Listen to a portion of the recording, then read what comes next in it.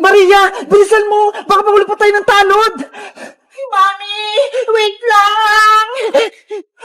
Saan ba tayo pupunta, Mami? Wala naman tayong bahay, ah!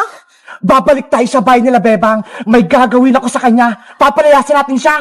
Lagot ka na ngayon, Beba. Babalik na kami. Mami, kailan po ba tayo makakalis sa pulungan na to? Gusto ko na po umuwi. Mag-antay ka lang, Maria. Gagawa ako ng paraan para makalabas tayo sa kulungan. Babalik tayo sa bahay nila, Bebang, at babawin ang kanilang bahay. Pero paano? Isang buwan na tayo dito eh. Ang tagal-tagal na. Hindi pa rin tayo nakakalabas. Makinig ka sa akin, Maria. Ito yung gagawin natin plano. Ibubulong ko sa'yo. Ano yan, Mami?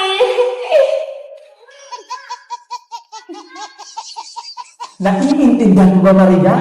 Dapat maging matagumpay tayo sa ating pagtakas. Opo, Mami. Madali lang yun. Diyan ka lang. Sisimulan natin yung ating plano. Manang Tanod, gutom na kami. Nasaan yung pagkain namin? Maria, Aling Margaret, ito yung tanghalian nyo. Maria, kakain na tayo. Sardinas na naman yung ulam. Lagi-lagi na lang yan. Huwag ka nang magreklamo, Maria. Kung hindi mo sana inaway si Bebang, di sana wala ka rin sa kulungan. Hayaan mo na.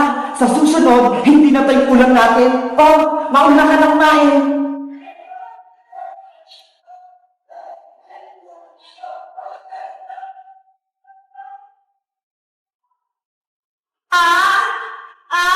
Mami! Mami! Gintan ko! Tulong! Mami! Maria, ano nangyari sa'yo? Masakit mo yung tiyan ko! Ang hapdi! Manong Tanod! Tulungan mo ako! Dali natin si Maria sa ospital! Bakit? Ano nangyari kay Maria? Masakit yung tiyan niya! Tignan niyo po! Maria, okay ka lang ba? Manang Tanong! Mali sa akin binigay ng pagkain eh! Ang sakit na ng tiyan ko!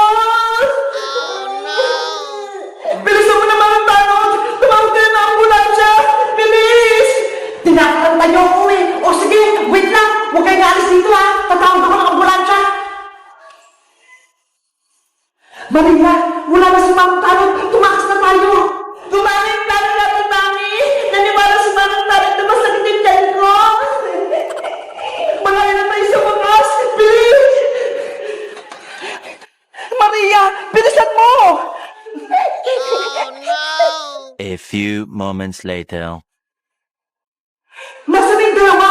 Nandiyan yung ambulansya! Lagot! Natakasan ako! Maria, bilisan mo! Baka mahuli pa tayo ng tanod! Mami! Wait lang! Saan ba tayo pupunta, Mami? Wala naman tayong bahay, ah! Babalik tayo sa bahay nila, Bebang. May gagawin ako sa kanya. Papalayasin natin siya. Lagot ka na ngayon, Beba. Babalik na kami. Tara na, bilis! Para makamunta na tayo sa bahay nila. Antay, Mami! Maria, halika na rito habang bukas pa tong gate.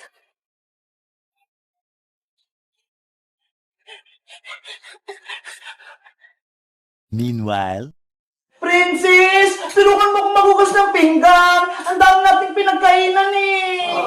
Ikaw na lang, Bebang. Kaya mo na yan. Kumakain pa ako nito ng orange eh. Ang tamad-tamad mo talaga. Ikaw yung pinakamaraming kinain eh. Hala, nahulog yung dalawang kutsara. Ibig sabihin niyang, Bebang, may darating na bisita sa bahay niyo. Pamahiin lang naman yun, Princess eh. Hindi yun totoo.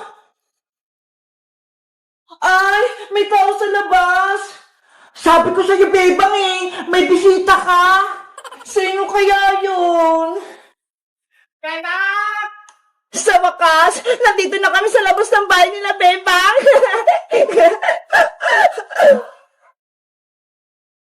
Hello guys! Magandang araw! Ako si Bebang. May kumakatok sa pinto namin. Sabi ni Princess, bisita daw yun.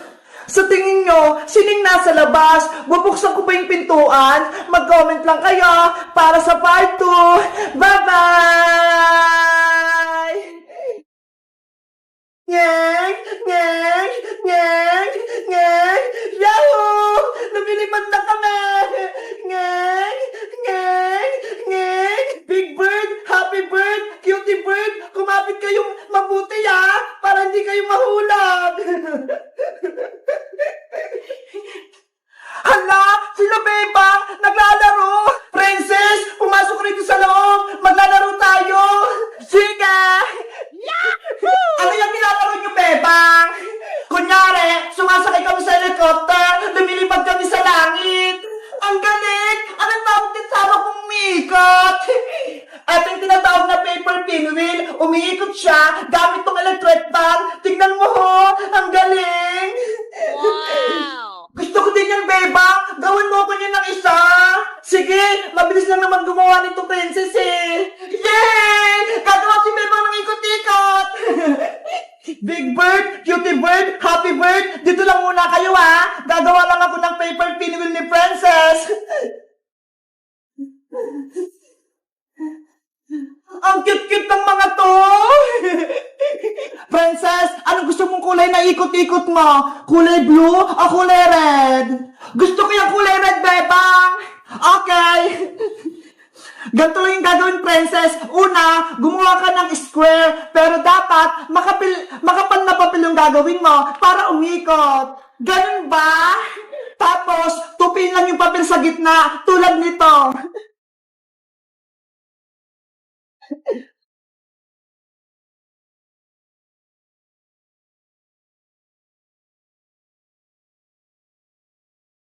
Ayan! Ang susunod na gagawin, guntingin yung guhit hanggang sa gitna.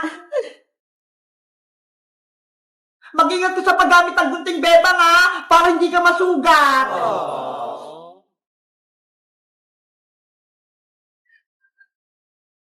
Ayan! Nagunting ko na! Malapit na tumatapos!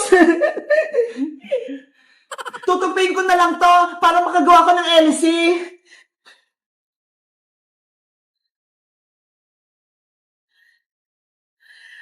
Ayan! Pwede na to! Lalagyan ko naman siya ng glue!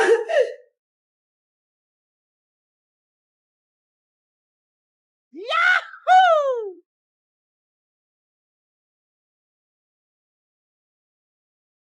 Tapos na ba yung Bebang? Last na lang, itutusok ko tong pin sa gitna. Tapos, ilalagay ko yung tong stick ko para may kapit.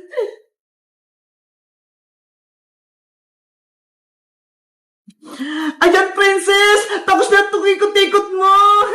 Ang galing mo, Bebang! Sa'yo na to! Pwede mo na itong laruan! Yay! May ikot-ikot na ako! Tara! Maglaro na tayo!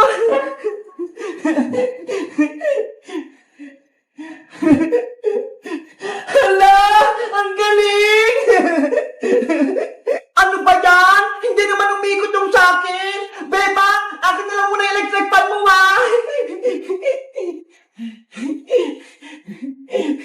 Ayan! Umikot na sa akin! Princess! Paano naman itong amin? Hindi na umikot! Oh, no! Mamaya na kayo, Bebang! Ako muna maglalaro nito! Yay! Ang ganda! Ang lakas-lakas ng akin! Si Princess! Inagawan kami ng electric fan! Hindi tuloy umiikot tong pinwheel namin! Bebang! Kayo naman mag-electric fan! Yay! Umikot na sila! Guys, nakagawa na rin ba kayo ng pinwheel? Katulad nito, napaikot nyo ba? Mag-comment lang kayo! Bye-bye! 1,997, 1,998, 1,999, 2,000! Yay! 2,000 na yung naipon ko sa alkansya ko! Bebang! Ano yan? Princess, halika rito. Tignan mo ho, may malaki akong hipotamos na alkansya. Wow! Ang laki naman yan, Bebang! Alkansya! Bigay ito sa akin ni nanay nung nakaraang araw. Sabi niya, mag-ipon daw ako ng maraming pera. Ang galing naman! Ang laki sa'yo! Sa akin, ang liit lang ng piggy bank ko. Alam mo ba, marami na akong lagay dito sa alkansya ko. 2,000 pesos. Totoo! 2,000! Grabe! Ang dami mo ng pera, bebang! Mayaman ka na! Kaya nga pakinggan mo. Punong-puno nga! Bebang, pwede ko bang hawakan yung alkansya mo? Okay, eto princess oh. Hala, ang bigat nito, bebang! Ang daming laman! Sabi ko sa'yo kasi may mga perang papel, tsaka bariya, marami. Bebang, may 20 pesos ako dito. Gusto mo? Sa'yo na lang. Ilagay ko rito sa loob ng alkansya mo. Naku, princess, wag na. Sa'yo na lang yung pera mo. Sige na, bebang. Gusto ko kasi maglagay dito ng pera sa malaki mong alkansya sige na nga. Basta walang bawian Oo naman, hindi ko babawiin. Promise. Si princess talaga. Nainggit na naman. Eto na, ilalagay ko na tong pera ko. Hala, ang sikip naman. Wag mo na kasing ipilit, princess. Sa'yo na lang yan pera mo. Wag mo na dyan ilagay sa alkansya ko. Gusto ko talagang maglagay dito, bebang. Wait lang, pipilitin ko. Ayun! Pumasok! Diba? Ang saya sa pakiramdam kapag merong nailalagay sa alkansya na nadagdag yung may ipon. Kaya nga sana bilan din ako ni nanay ng malaking alkansya katulad nito, bebang.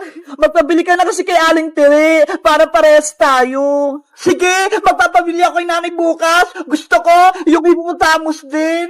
Princess, akin na yung alkansya ko. Papasok na ako sa bahay. Hala, mamaya na. Naglalaro pa tayo Baka tinatawag na ako ni Nanay Princess Akin na yan. Paano nilagay kong 20 pesos dito sa alkansya mo? Sabi mo hindi mo na babawiin. Laro-laro lang yun, bebang. Dapat ibalik mo yung 20 ko.